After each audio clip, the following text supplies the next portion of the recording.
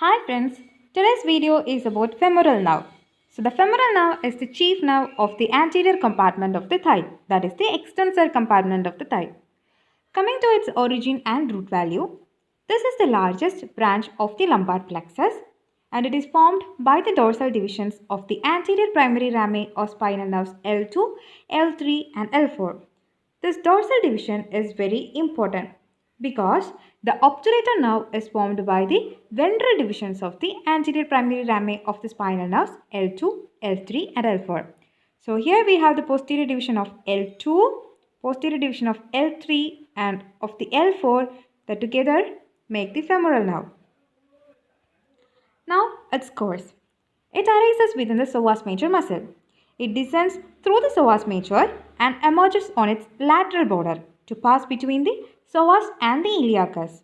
Now it enters into the thigh behind the inguinal ligament and lateral to the femoral sheath. Of course, lateral to the femoral artery. The nerve is not included in the femoral sheath. Why? Because it is formed behind the fascia iliaca, that is the fascia covering the iliacus muscle, which forms the posterior wall of the femoral sheath. After a very short course of about 2.5 cm below the inguinal ligament, the nerve divides into anterior and posterior divisions.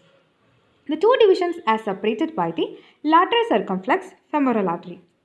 So these two diagrams show some relations of this femoral nerve.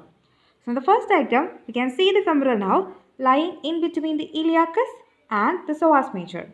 And it is related lateral to the femoral sheath and to the femoral artery. In the second diagram, about 2.5 cm below the inguinal ligament, it is dividing into anterior and the posterior divisions, which is separated by the lateral circumflex femoral artery. Its branches and distribution. The anterior division gives off a muscular branch to the sartorius and two cutaneous branches. They are the medial cutaneous nerve of thigh and the intermediate cutaneous nerve of thigh.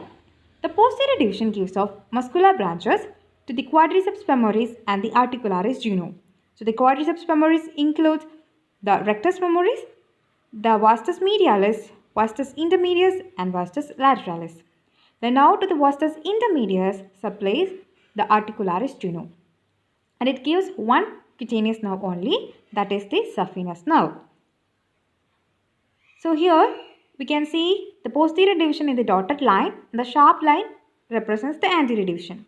So the anterior division gives two cutaneous branches. One is the medial cutaneous nerve of thigh and the other is the intermediate cutaneous nerve of thigh and muscular branch to the sartorius.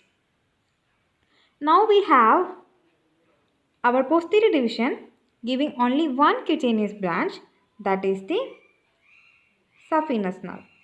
Then muscular branches to the rectus femoris, vastus lateralis, vastus intermedius and vastus medialis. So now to the vastus intermedius supplies the articularis genu. Okay. Now these branches we can also study it under four categories, that is the muscular branches, cutaneous branches, articular branches and the vascular branches. So the muscular branches, the trunk supplies the iliacus and the psoas major. Anterior division supplies sartorius. Posterior division supplies the rectus femoris, three vastae and the articularis genu. So the articularis genu is supplied by branch from the vastus intermedius. Cutaneous branches. Anterior division gives two cutaneous branches, that is the medial and the intermediate cutaneous nerves of thigh. The posterior division gives of the saphenous nerve. Articular branches. The nerve crosses two joints, the hip joint and the knee joint. The hip joint is supplied by the nerve to the rectus femoris and the knee joint by the nerves to the three vastae.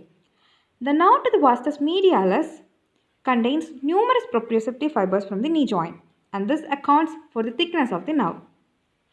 Here we can mention the Hilton's law. The law states that the nerve supply to a muscle which lies across a joint not only supplies the muscle but also supplies the joint beneath and the skin overlying the muscle. Suppose here we are having one muscle and we have a joint beneath it. Okay, there is one joint beneath it, and of course the skin overlying it. The nerve that supply the muscle not only supply that muscle but also the joint beneath it and the skin overlying it. This is the Hilton's law. Okay. So finally we have our vascular branches to supply the femoral artery and its branches. Hope you are clear. For a rapid revision, the femoral nerve dividing into the anterior division and the posterior division. The anterior division gives muscular branch to the sartorius. Then the cutaneous nerves, that is the intermediate cutaneous nerve of thigh and the medial cutaneous nerve of thigh. The posterior division, muscular branches to the rectus femoris and 3 to the vasti and 1 cutaneous nerve, that is the saphenous nerve. Then the muscular branch to the rectus femoris supply the hip joint, the other 3 supplies the knee joint, and the nerve to the vastus intermedius supplies the articularis genome. So this is all about femoral nerve. So we discussed its origin, course, some relations and branches. Hope you understood and thanks for watching.